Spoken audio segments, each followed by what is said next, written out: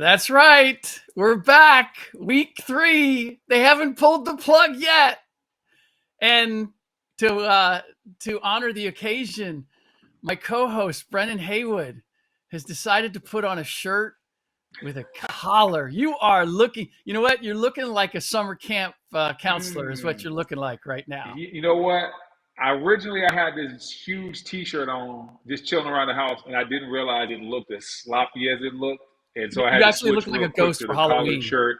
But I'm back. I'm back. I'm gonna be back matching you with the T-shirt. Okay. Well, I was thinking I need to step up my game. I may be showing up with with the polo, with the collar. I can do that. Let's see where it goes. Let's see how this difference affects our conversation. Whether you start to get a little too regal for me in our conversation, you start using like words that I don't necessarily know, although that's difficult to find. I want people to know that we were just talking about the fact that you are dressed dramatically different. We were going to determine how that was going to affect the show, and then suddenly your feed goes down on the live on the live recording, and that may be telling us something. In any case, that's Brendan Haywood. I'm Rick Bucher. This is Finding the Seams, and I'm just curious before we get into the topics of the day. I am taking a red eye after the show, and it got me to thinking about travel in general, and specifically the times that I've flown on team planes. And while I like the idea of red eyes and getting me places I need to go when I need to be there, I generally do not sleep on red eyes. I might get like an hour or two, but usually it doesn't work very well. And you obviously for 13 years, 13 or 14? 14. Don't shortchange me. 14. Are we counting the last one? Are we really counting the last one? They probably shouldn't, but it's going to count. Technically. Hey, they're going to count that last year in Cleveland, even though not much was done. it counts toward the pension, right? This too is true. No, once you get 10 years, you get the pension. So I was already good. Oh, okay. All right. Well, 14 years. I like the fact that I said 13 when we did our first episode, and you kind of snuck in the 14 without correcting me. Very, very gracious of you as a co-host. All that time, 14 years on charter flights. I think it was all charter flights at that time, right? Yeah. Did you? How good were you about sleeping? Because you guys are flying in the middle of the night a lot. I have never had a problem sleeping in my life. Ever, anywhere. On a red-eye plane, as long as I'm in first class or as long as I'm comfortable, I can fall asleep. Okay. There have been times where, like, let's say, like I'm doing Vegas Summer League and I'm leaving after Summer League, like leaving that night, I have fallen asleep before the plane is taken off and woken up just because I felt it hitting the ground. Wow. I can fall asleep. If I'm comfortable, I can fall asleep anywhere, I remember one time going out with my teammates. I forgot what city I was in, but I didn't want to go out, but everybody wanted me to go out. I fell asleep in the club. Like I'm laid up in the section. That had to be the Washington Wizards. Like for sure. From everything you told us, it had to be the Washington Wizards. What do you mean? I can't remember which team. No, I can't remember I can't remember which city I was in. Oh, okay. But I just remember I fell asleep in the club. I can fall asleep anywhere. All my best stories, for the record, all my best stories are from my Washington Wizard days. Yeah. we were a wild crew. No doubt. And when it goes from, I've had the good fortune of, I've flown private, I've flown the team charters, which is kind of private, but I mean, like private is the PJ where it's like, 5 of you. I've never flown the private PJ. You know what? You know who I flew private with? One of the times was Jay Kidd. Okay, yeah. Like I thought about it, and then like they threw out the price, and I was like, you know what? I'm just gonna see. First class. I'm just gonna see what first class is talking about. I'm not going to. I have a connection. I can set you up if it ever comes to that. Nah, I'm not. It costs too much. It costs too much, bro. I hear that. But that said, done private, done the charter, and then obviously I got like 2.5. I've flown more than 3 million miles on commercial airlines. 2.5 million on one of them. And until they become a sponsor of the show, I'm not going to give them any love. That said, it was hard for me after flying team charters, particularly when I was a sideline reporter with the Warriors. That's primarily how I flew. To fly commercial was a shock to the system. I wonder for you, like, does it affect you in terms of when you're going on vacation or you doing whatever with the fam, having to fly commercial and the difference? Flying commercial doesn't really bother me that much, as long as I'm in first class. I will say this: when I first started, I was working for CBS, and there was a miscommunication, and and I was flying on this flight in coach. Yeah. Now I haven't flown in coach, in like 20 years. 20 years. I'm either flying first class or private, and so like for me, flying on a regular plane isn't a problem. Yeah. As long as I'm in first class, but flying coach, I walk past it. Ooh, this what y'all doing back here? Man, this is rough, man. Yeah. And it has gotten rougher. It's like the accommodations are sort of like riding the a bus. Seats a little bit tighter. They're not giving you the snacks like they do up front, man. There's not as much leg room. They're going to give you the little cookies or the pretzels. Yeah, that's it. You might get one drink. Yeah, it's changed. It's changed. I didn't like it. I'll tell you that much. I did not like that. I'm going to date myself, and we will move on after this, the travel log with Brendan Haywood and Rick Bucher.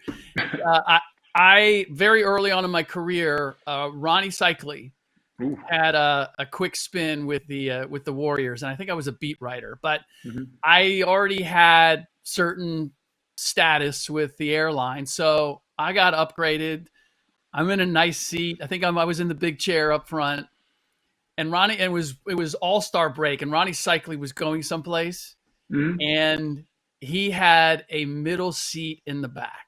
Now, for those who don't know, Ronnie Cycli, 7-footer, and I don't know how or why, but I saw him walk past me, and I looked back, and I could just see I could see his head, middle seat in the way back, and I was like, that's not right. Yeah, there was another time, I can't remember who the player was, but I had a seat. He wasn't a 7-footer, but he was like 6'8", 6'9". I forget where I was going, but I had one of the seats that didn't have a seat in front of it, and it wasn't up against the bulkhead. It had like room. Yeah, I know what you're talking about. And same thing. He was in a jacked up seat, and I said, you know what? We can switch. Because I'm 6'2", 6'3", and I know it was like a 3.5, 4-hour flight. And I wish I could remember who it was. I knew the guy in passing, and I was just like, I can't do it. You're a good dude, man. I gave it up. You're a good dude. You're a good dude, man. It was just one of those things, man. I don't know if I would have done it for everybody in every situation, but I was in a generous mood at the time. All right, enough of that. We talked a couple of episodes ago about your experiences with the Dallas Mavericks, and I don't know if we said it on air or we were doing it off air about experiences with Rick Carlisle. Right. My history with Rick Carlisle goes way back, and obviously you won a championship with him in Dallas. You know the Rick Carlisle experience.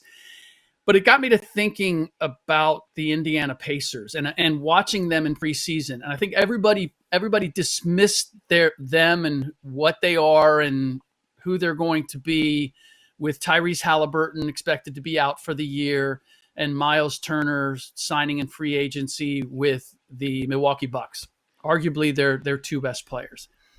And I've been watching them, and I'm thinking we may be sleeping on them, particularly with the remaining talent that they have, and knowing what Rick Carlisle is capable of doing when he's given any sort of talent or the right sort of talent, what he's capable of doing. So I wanted to throw it out to you. First of all, where you are with the Indiana Pacers and where you see them in in the big picture in the Eastern Conference. I don't think people are sleeping on the Indiana Pacers. We just saw them go to the NBA Finals. But I don't think without Tyrese Haliburton, and obviously with Turner now being gone, a true stretch five that can knock down threes, I don't think people think they can get back there. I think with Rick coaching and the talent they have, they will be a playoff team for sure. There will Okay. not be. There won't be like super slippers. This team is not going to be a lottery team Right. because one of their biggest things was they're so deep. Their depth, like, don't get it twisted. You can't replace Tyrese Haliburton, what he means to that team, but you have Ben Mathurin. You've been seeing the young fella Firthy step up and making big time highlight plays. You still have Pascal Siakam. You understand that this bench mob was very strong last year. Their bench and their overall depth have people saying, hey, is the days of the big threes done? Is this the way we should be doing it? So they have an unusual amount of depth. But at the end of the day, if we're talking about winning 2 or 3 playoff series without your best player, that's tough. That's tough. That's tough to do. So I think this is a playoff team, but probably more of a one-and-done style team. In a weird way, I feel as if the absence of Myles Turner almost hurts them more because he's harder for them to replace. And we touched upon this a little bit in the last episode, and I talked about it at length in my solo show about how the game, like small ball, I think has become tall ball. Mm. It's the same. The pace hasn't changed, but you just have across the board, you have guys that are the title contending teams are just big across the board, including the front line. Like you have skilled bigs doing what Draymond Green and Andre Iguodala did for the small ball Warriors. And that's why I think that Myles's absence is harder for them to replace. I think it's Isaiah Jackson is probably going to be their starting five, just not on the same level as Myles. Well, the thing about Myles is he gives you so much versatility offensively and defensively. Defensively, he gives you that shot blocking, that ability to stop people at the rim. You love that. You need somebody that's going to be able to shut down the paint. Offensively, you're not running a ton of plays for Myles Turner, but he's always an option to score. If he runs a pick and roll and he pops to the top of the key, that 5-man has to go with him because Myles can knock that shot down, which gives Pascal so much room to operate and do what he's able to do. Gives a guy like Haliburton so much room to get down the lane because there's no big man out there. Or you can play another game. You can play a pick and roll with the 1-4 combo, and you can put Myles in the strong side corner. Now, when you run that pick and roll to the right side, the rim protection is in the corner. Once again, these are the little games that Rick plays with a chess piece like Myles Turner. He can move him all over the court and remove your shot blocker. Yeah, I can put him at the top of the key. I can put him in the strong side corner. Truthfully, it's what a lot of teams also do to Rudy Gobert in the postseason too. They remove that shot blocking aspect. They move that guy all over the court, forcing to guard somebody on the perimeter. And Myles does a great job of knocking down shots, creating space for guys, but then defensively, he's able to shut down the paint.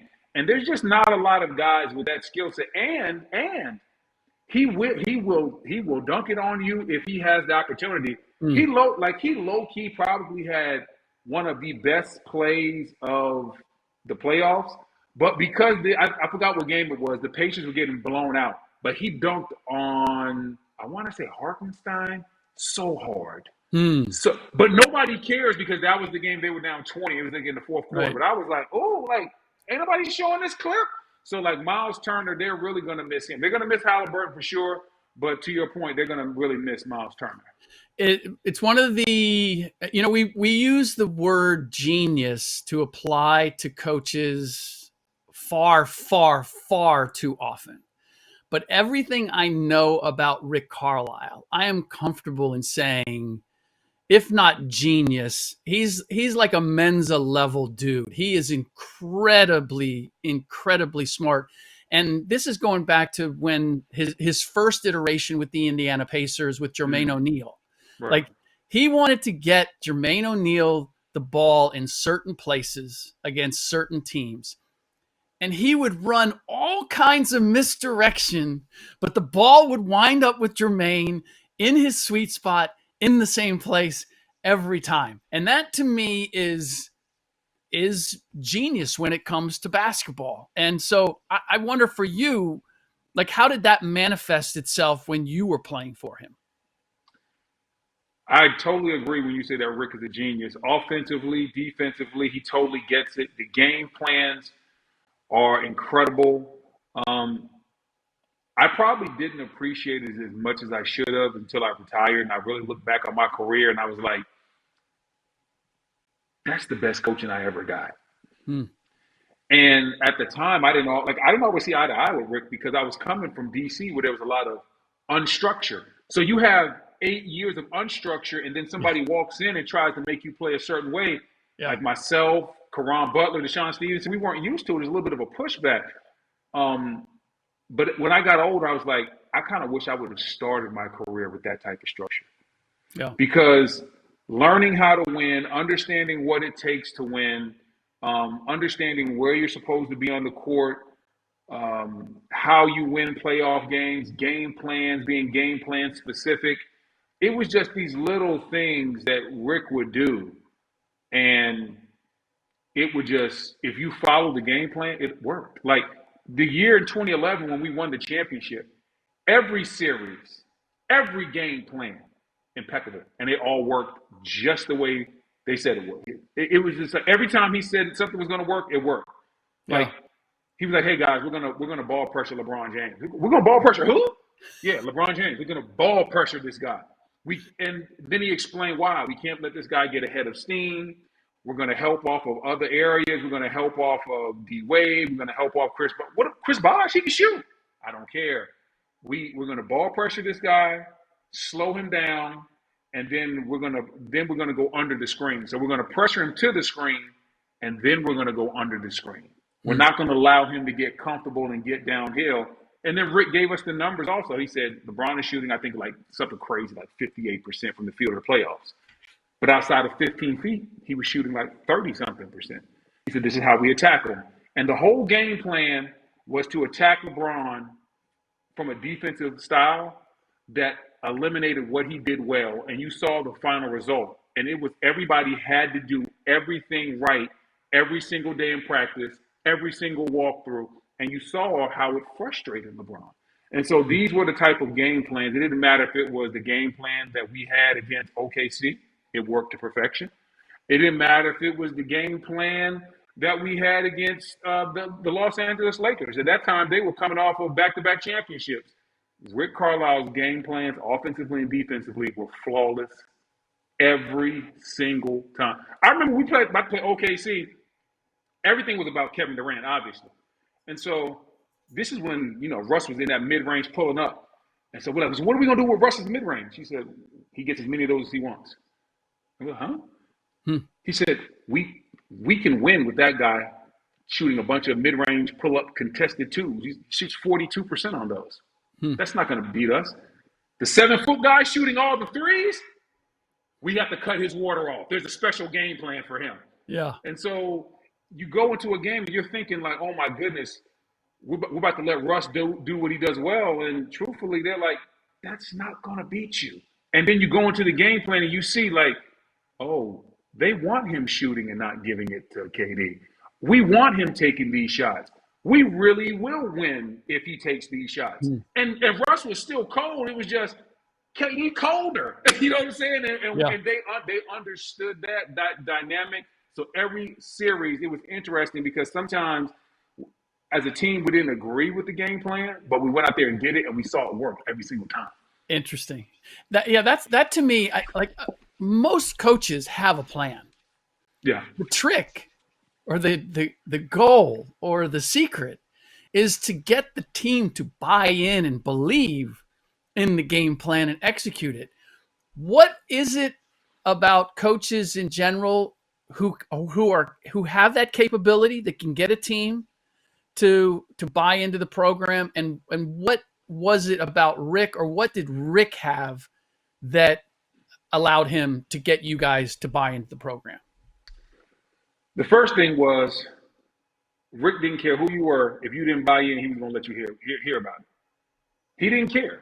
It didn't matter if it was Dirk. Didn't matter if it was J.J. Barea.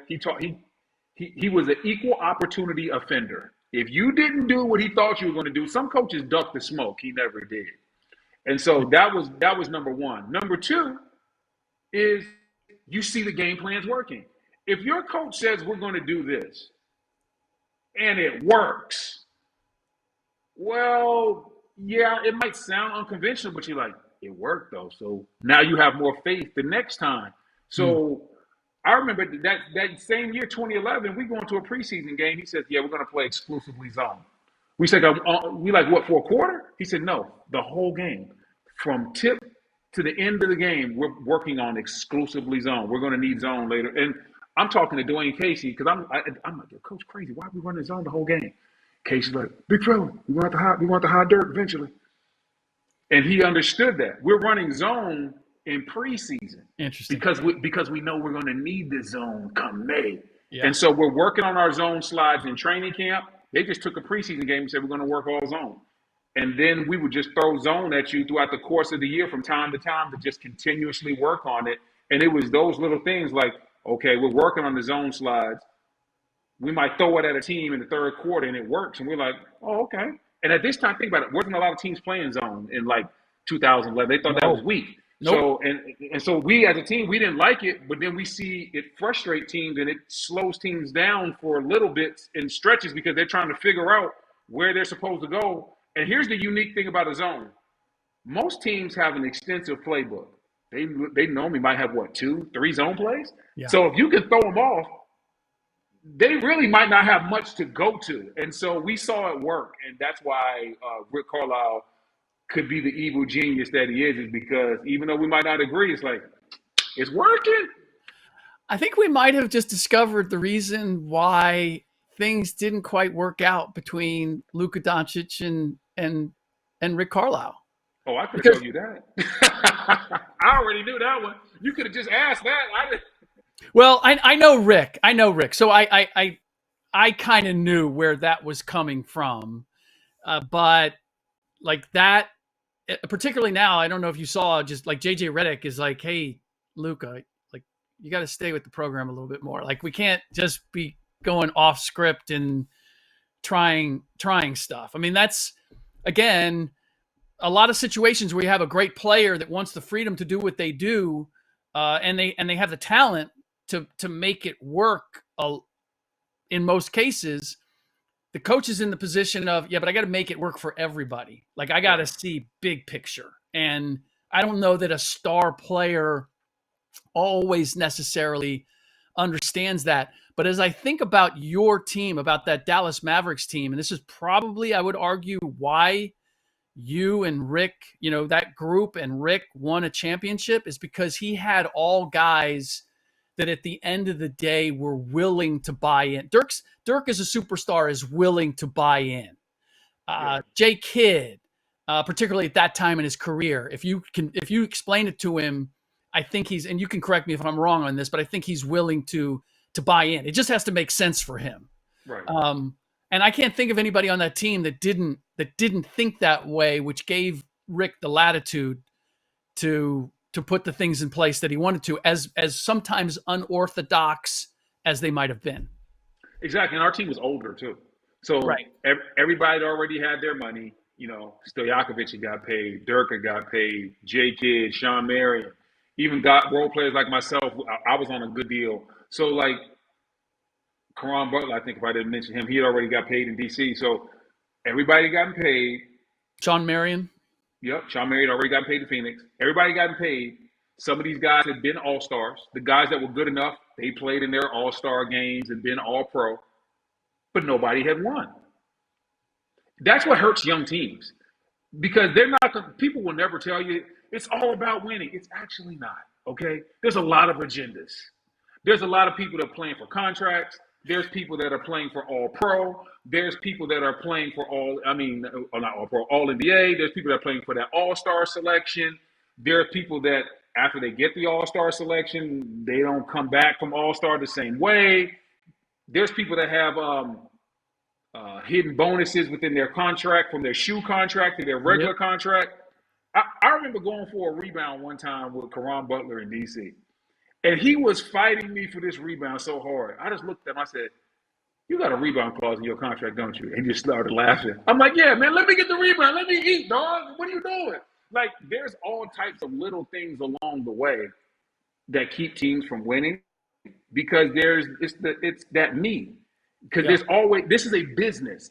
We think it's just a game, but no, this is a business like nothing else. And guys want to achieve certain levels of success, fame, and money. And when you have a bunch of guys that haven't achieved that, that's why you don't win. And when you get a bunch of guys that are willing to buy in and either put some of that stuff to the side, or everybody's already achieved that, then it's a lot easier to win. That's what makes OKC so truly unique. All those guys are still young and everybody's so bought in. Like, when you watch that team, I'm like, man, that team's bought in. That's a Yeah. mature young team, man. Yeah. All my young teams were terrible when it came to maturity. With Indiana now, what I found the most interesting is, and not this past year, but I believe it was the year before, they played, and it's not, they played wide open this year, but last year they really played wide open and their defense was non-existent, which really surprised me for a Rick Carlisle team. To me, it was how much he has evolved, because I felt like he really took his hands off of the wheel in a way that I had never seen him before. What did you make of watching him coach this Pacers team the last few years? Just watching him, like you said, Rick had to evolve with the times. The game is more free flowing. Rick used to love to control every aspect of the game. Him and Jay Kidd sometimes used to bump heads Yep. because Yep. Jay wanted to go and Rick Just wanted go, these and Rick's plays like, run. Yeah, like that's why Rick Carlisle and Rondo didn't get along. yep, So, and that's why you have to give Coach Carlisle credit. Okay, me and Jay Kidd made it work, but it was sometimes a fight. Me and Rondo, it didn't work out at all. Me and Luke, it definitely didn't work out. Okay, I'm gonna have to change something, or else it's just not gonna work out. And he learned, and he became a different version. I'll yeah, even say a better version of the coach that he already is. It's like, okay, I'm gonna give these guys a little bit more freedom. We're gonna play a little bit faster pace. I know we're probably going to give up more defensive points than I'm used to giving up, but in today's game, I'm going to have to give a little bit and try to figure it out on the fly. hmm, This isn't going to be the Boston Celtics defensive teams that I were a part of in the 80s. This is going to be a new brand of basketball, and you saw Rick give his players more and more control, more and more leeway. They still had to have a certain level of discipline, but I saw a lot of growth. yeah. You, even in Dallas, you got a kinder, gentler Rick Carlisle than the Did one I? that I. Jesus. Yeah, no, the one that I saw in Detroit and the one that I saw in Indiana in the first iteration it wasn't, it was simply, he had a very set idea of how things needed to be, and it was difficult for him to communicate or be personable beyond that. My favorite, and I knew him, I got along with him well because I understood that about him, and it wasn't intentional. I think it was a reflection of just his high IQ. He was just so smart that it was like, everybody needs to do it my way because I know this works, and like, I'm not going to take any feedback from somebody who's not as intelligent as I am. And I kind of got to know him through, we both play piano, and we were both at the Pete Newell Big Man Camp, and they always have like a piano somewhere in the corner in the hotel, right? And we were coming back one time and we just saw one, and I didn't know at the time that he was as accomplished as he was. But anyway, we ended up sitting down and started jamming together and taking turns playing and whatnot. And so when he was in Indiana, he actually invited me over to his house. He had like I don't know, like a 14-foot grand piano and a recording thing set up, and Wow. actually recorded some songs that I did. But like, I got to know him on that level. And so I knew how prickly he could be personally, but I saw through it in terms, I didn't take it personal. And if you don't know him, and if you're, and look, I was also coming from a place where like, I wasn't working with him or for him. So it wasn't a challenge to me. but I kind of understood why it was difficult at times for him to connect with players. What was that like with you in Dallas with him on a personal level? Did you see sort of the same things? Was that the challenge? And how did you guys make it work? I think to your point, he grew a lot because he would allow input from certain guys. Hmm. Now he's a coach. He can't let everybody speak. But but like, hey, if Jason Kidd saw something, I would see him say, okay, Jason, what do you think? Matter of fact, and you can probably go find this clip. We're playing against the Clippers, and Rick's about to draw the play. It's the end of the game, and Jay Kidd's like, "Yo, coach, I got it." And I'm looking, and Rick says, "Okay, what do you see?" He said, um, "Not Mo Pete.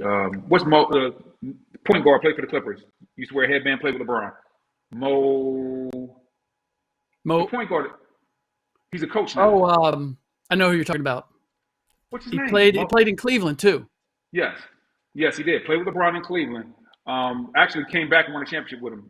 Didn't play as much on that team, but anyway, that Mo was cheating the play, and we were basically running a play. It was almost the elevators action that you run at the free throw line, Yeah, yeah. where the We two closed the doors, the two bigs are at the free throw line, and and then guy comes Jason up the middle. Yep. Jason Terry would go in between, and we would close the doors, and he'd be wide open for a three. And he would, and Jay Kidd was like, "Yo, Mo's been cheating this play all game long." He's like, "So what I want you to do is the two bigs. I want you guys to take a step farther back, and Jay, act like you about to go around the side of the screen and go back door.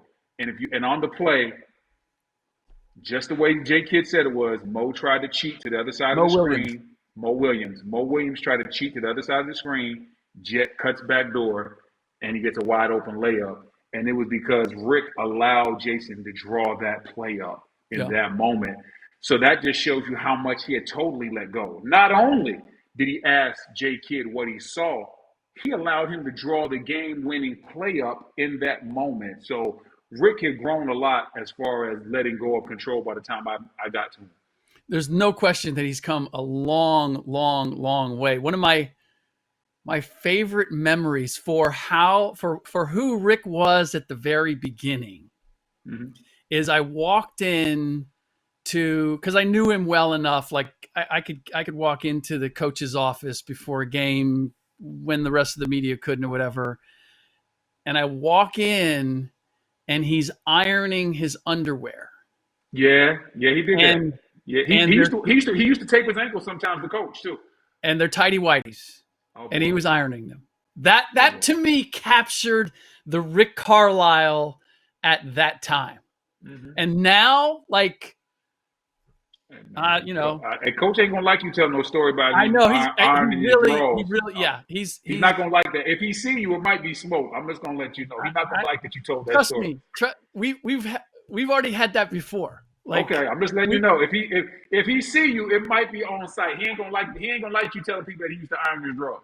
I'm all, but I'm saying that's who he was. That's Yeah. who he was, and that's what he's evolved from. He also, what is dangerous about this is he has some stories on me. Mm. Yeah, yeah. I So, hope, but you, I you you know used to what? iron your drawers too?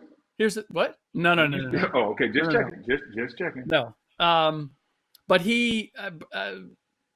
yeah, he has some stories, Mm. and the difference is that I don't think he's in. Look, this is the reason I told the story, is because I do it for our listeners and for the fans. Like, Mm-hmm. Mm-hmm. I'm here to serve. I'm here to serve the public. Okay. Sometimes there's a price to be paid. This That's too is true. that's all there is to it. I'm curious. So, what do you think the distinction was between Rick and the other coaches that you had, the Eddie Jordans? I think you had Flip Saunders. Mm-hmm. You had David Blatt in Cleveland, if I'm not David mistaken. Black, yeah. Doug Collins in my first Doug year. Collins, starting out with, Yeah. like, is there? What was the distinction with Rick? Um, I played for a lot of really good coaches. Also had Steve Clifford too in Charlotte. So I played for a lot of really good coaches. I think the attention to detail from Rick and Doug Collins, Hmm.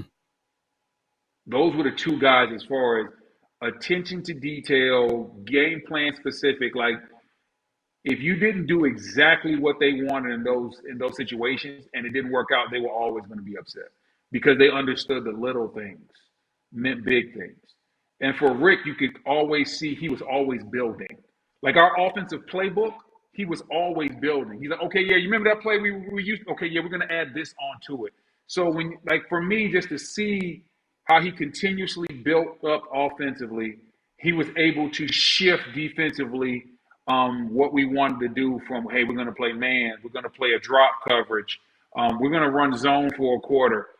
He wasn't afraid to go outside of the box. Sometimes, like I said, zone back then was outside the box.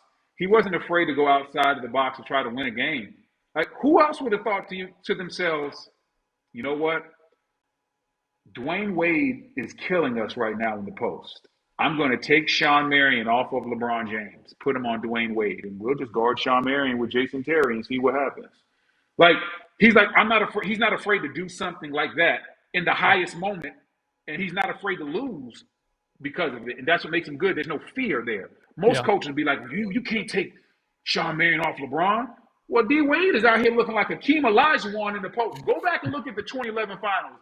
LeBron didn't play well. D Wade was on fire. We had to go out there and send somebody over there that had a little bit more size, but that's what made Rick Rick. He was never scared to do things like that might be a little bit unconventional. Yeah.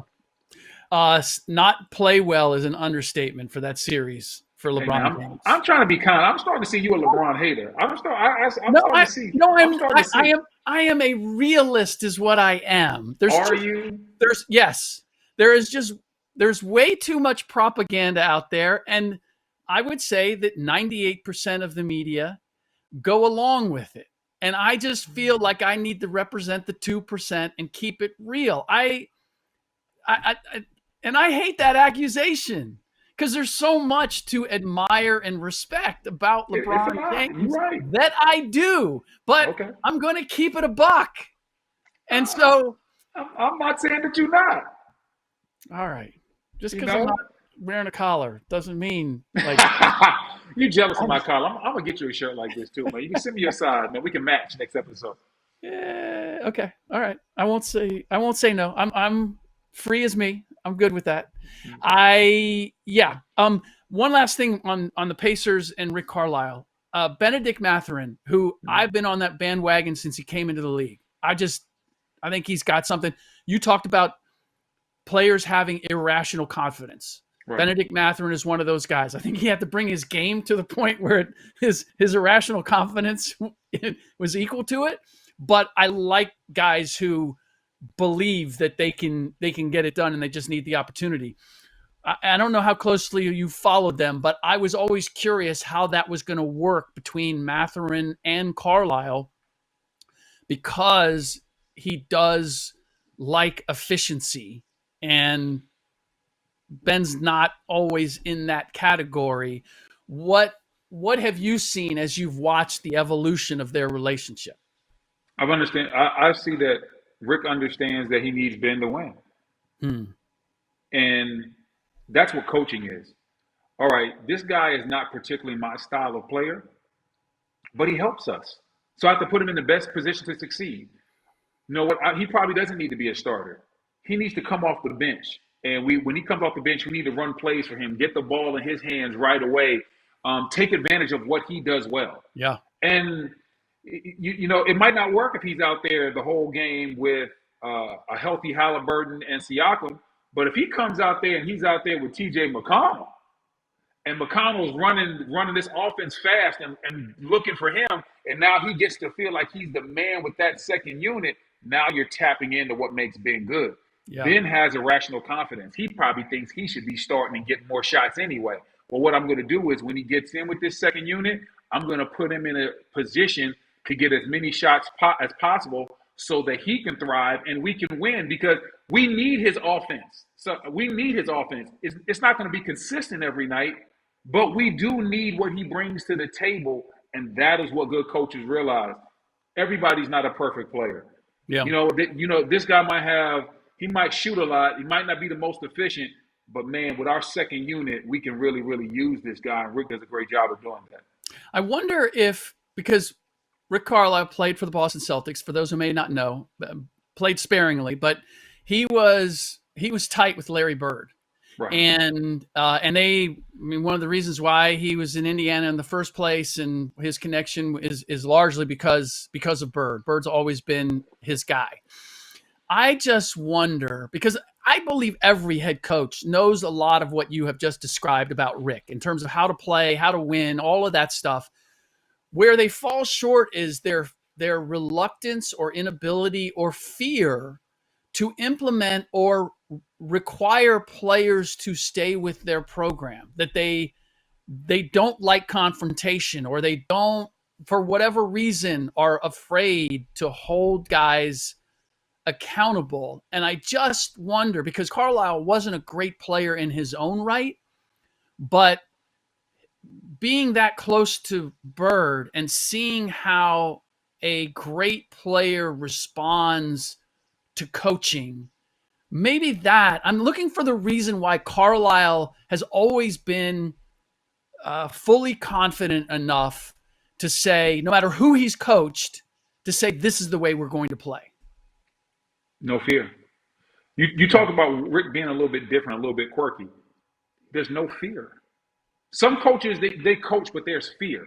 There's fear of losing. And you can tell as a player. Yeah, you can sniff it out. Yeah. You can sniff it out right away. There's fear of losing your job. Rick don't care. There's fear of upsetting the star player. Rick don't care. Rick doesn't care. So because the fear aspect is eliminated, Ty won't lose another coach like that. He doesn't have a fear. He doesn't have that fear. So because Rick Carlisle doesn't have that fear of being fired, he doesn't have that fear of upsetting the star player, he can go say exactly what he feels because he truly believes it's the right way to play or what's right for you. And if you don't agree with it, he has no problem introducing you to the bench. Yeah. And that's really what all you have. You don't have to cuss players out. You just have to be like, listen, if you do this, you'll play. If you don't, you won't. And if you are true to that, guys adapt. I remember when Caron Butler first came to Dallas. He came in there with us, and you got to realize in that year, Gil was hurt. So Caron was used to getting the ball and getting shots in the fourth quarter. And Rick pulls him aside and is like, hey, I know what you used to do in D.C. And he looked him dead in his face and said, that's not needed here. I was like, anybody knows Caron, they see, hey, Caron's a nice buttoned-up coach now, but he was tough juice back when I played with him. Oh, yeah. And he used to chew his little straw. I could see him getting upset. And he just said, listen, in the fourth quarter, the ball goes through Jason Terry and Dirk. And then if they decide to swing it to you, then you get your shots. If you take shots before they get the ball, you come sit beside me. And eventually Caron bought into that. Because first of all, he says it with conviction. He didn't disrespect him. He didn't embarrass him in front of the team. He just told him, like, yo, what you were doing in D.C., that ain't going to work. It ain't going to work here. You can't play your way here. I need you to do this. They're going to get to you, but it starts with them. We don't want you taking first side jumpers over here in transition. That ain't how we win. Yeah. Big fella got to touch that thing. 42. He got to get the rock. And so once people start understanding that, he told me the same thing. And they said, hey, man, I saw, like, it was a film session. It was just, he actually called me in the office. It was just me and him. I got an offensive rebound in D.C. I shot every offensive rebound I got because Gil wasn't passing. And so I didn't care. I was going to shoot. If I got an offensive rebound, I was going to force it up. So I got an offensive rebound, and I just shot a jump hook in the lane. And he stops the clip. He's like, I see that you see Dirk standing right there in the corner, and you shot it anyway. He said, do you know who that is in the corner? I said, that's Dirk. He said, yeah, that's also 20,000 points. That's 20,000 points. He said, you passed up 20,000 points to shoot you a raggedy, blankety blank jump hook. And I was so offended because my jump hook wasn't raggedy, it was all I had. But he got his point across. Hey, bro, he said, you're not here to score. If you get any offensive points, that is a bonus. If you rebound, you play defense, you kick it to Dirk when you see him wide open, you'll play. If you don't, you won't. You break it down that simple to guys, it becomes real easy. Yeah, that's good stuff. And some coaches are better at that than others. Yeah. Well, and it wasn't raggedy. It wasn't raggedy. It wasn't raggedy. No. I actually remember you said I think you said you were very self-effacing a show or so ago when you said that you couldn't score in an empty gym. I think you said that. Yeah, I just be playing around. I knew, like I said, you had more game than I was going to come back to you and say that's not true. No, you had more. I had a jump hook, a little drop step, some up and unders. But I knew my calling card in the league. No one paid me to score. I was there to. My best attributes were offensive rebounding and shot blocking.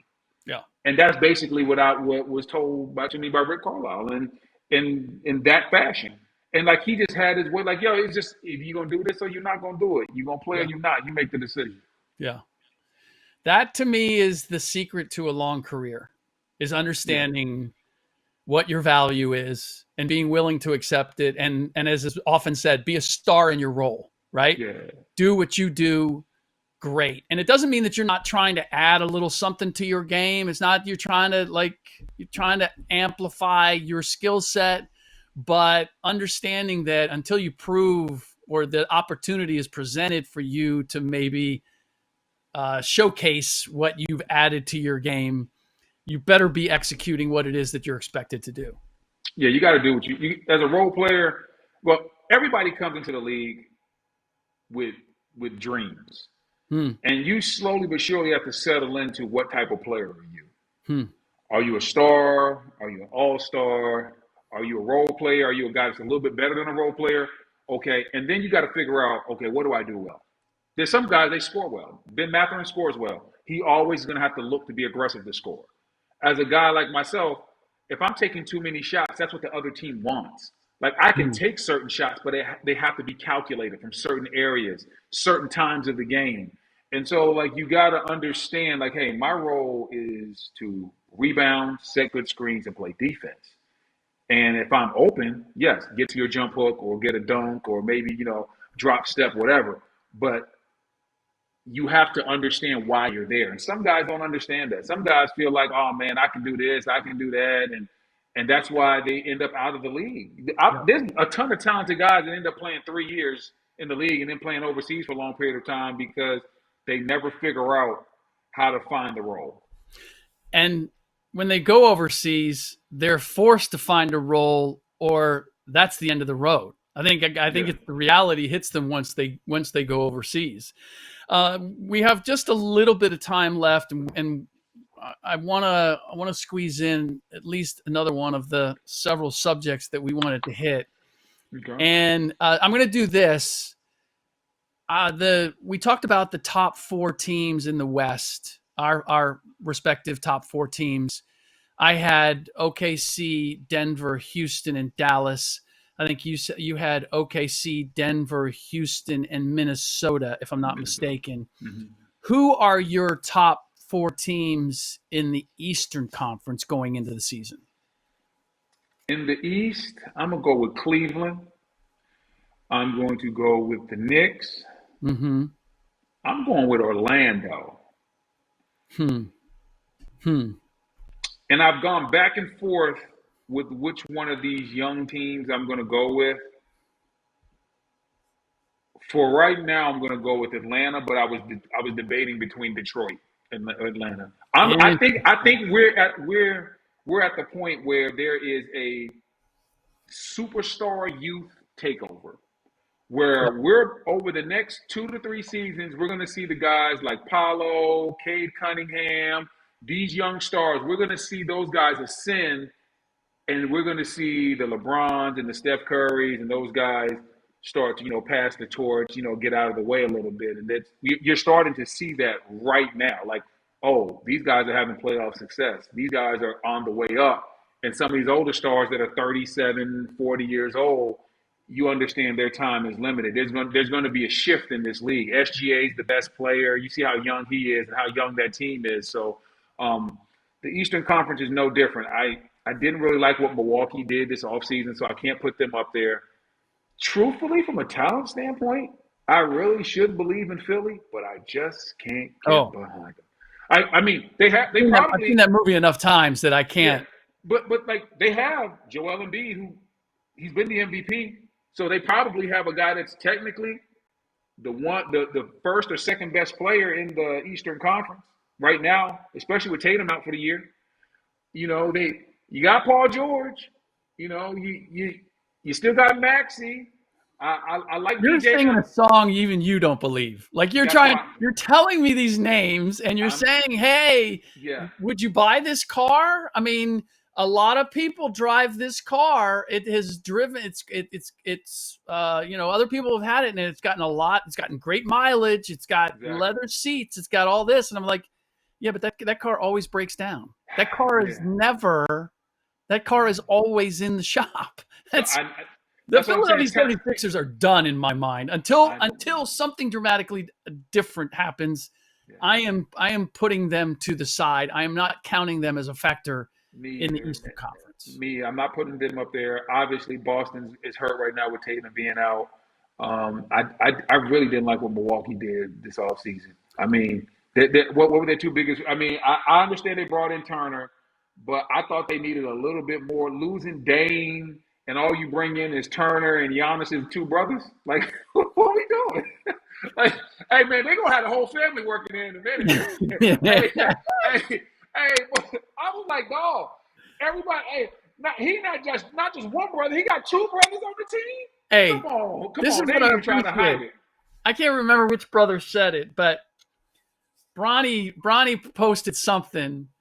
And I think Bronny was posting something about I don't know how somebody's going to stop this, and had a screenshot of the starting five in the Lakers, right? Right. And one of the Antetokounmpo brothers responded and said, "Hey, got all the respect in the world for you, Bronny, but let's face it, you and I are just Gatorade passers on the bench." I appreciate that self-awareness to say, "Hey, I know why I'm here, and it's because my brother is the superstar." This too is true, but I don't believe in Milwaukee this year. So yeah, I'll throw it to you. Which team do you like better between Atlanta and Detroit? Detroit. I like the moves that Atlanta has made. Yes. And I didn't really know what to think of Zachary Risache coming in. I watched a lot of Eurobasket over the summer. I don't know that he's a franchise player, but I think he's really good. And I think he's going to be a good two-way player. At the heart of it, you still have Trae Young. And I just, everything that I kind of know about him and all the guys that they've traded away because they got tired of playing with him, I believe he hit his high water mark that year when they went to the conference finals, if I'm not mistaken, or on the brink of going. No, they went to the conference finals. They beat Embiid. They beat Embiid, and then they lost to Milwaukee. That's right. So I'm not. I like what Detroit has built. I'm a huge believer in Cade Cunningham and the way that they play. My top four, and I think that the tide is turning quicker to those younger teams because of Philly's injury history, because of the condition that Boston is in, because of Milwaukee has hit a flat spot, that I have both Orlando and Detroit in the top four, along with Cleveland and New York. I look at Orlando, and injuries are the only thing that have held them back, and that is a young team. Adding Desmond Bane, I think, was a perfect addition. Injuries ain't the only thing that held Orlando back now. What about shooting? They were the worst 3-point shooting team. Like I said, I had to call two of their playoff games. I was like, you know how every team they talk about swing. Yeah. We want to get in the lane, swing it one time, and then swing it one extra time to get that great shot. Yeah. Your Orlando, they would swing every time. and Yeah. the guy in the corner was shooting like 27% from three, was never hitting the shot. That's the value of Desmond Bane, and I believe Tyus Jones Yeah, is, but Desmond Bane is one guy. He's not a magician. He can't and make everybody shoot. Tyus Jones shoots, I think shoots No, 40% plus. no. And I like. Go I ahead. think Paolo Banchero, I mean, Banchero was gone most of the year. I think that he can shoot the three. Anyway, I just believe they're on the precipice of taking the next step. So I put them in that category. There's one team before we go that I wanted to get your take on that has not been mentioned, and that's the Miami Heat, and where you put them in the mix, if you're considering them at all, because I never want to turn my back on them. They are like Eric Spoelstra teams are like Rick Carlisle. Whatever they have, they're going to maximize what they have. And I think they have some young players. I like Kalel Ware a lot. I like Jovic, the young Serb. And they added my man from the Clippers. I just think that I don't want to completely sleep on them. I don't think they're a title contender, but I think they are a playoff team. I think Miami is definitely a playoff team with the way that I think Ware showed a lot in the preseason. I'm like, whoa, this kid really can play. We understand that Hero is going to be able to score the basketball as well. I'm not in love. I'm not in love with him. But he can score it. Yes, I'm not saying. I don't think that he scores it like SGA, but we know he is a all-star level scorer. I think Bam has to be aggressive all the time. Yeah. I love Bam's game. I just sometimes I wish Bam believed in him the way I do. I'm with you.